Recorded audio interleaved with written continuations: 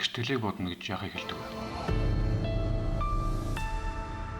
За энэ тэгштгэлийн хувьд бол x тэнцүү t гэсэн шийдвэрийг шууд харж болно.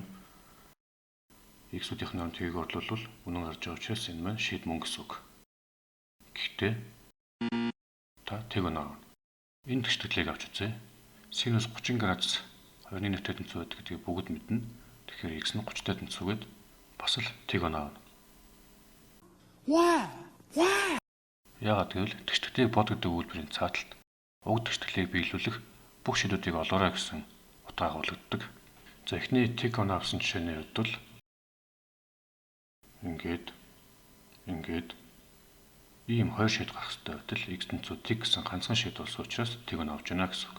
За энэ жишээний хувьд бол ийм буюу ийм хэлбэрийн төгсгөлгүй болон шийд гарах хэрэгтэй. Ингэж яж зүг болно. Математик эхнээс нь зэгцтэй суралцахгүй бол голд нь олон зүйл хаягджуулдаг. Тэдгээр нь хоцрогдол цаашдаа явахгүй байх шалтгаан болно. Та бүхэн iMath-ийн минаас бүх хичээл эхнээс нь зэгцэлж үзээрэй. Эсвэл танхимын сургалтанд ирж суралцаарай.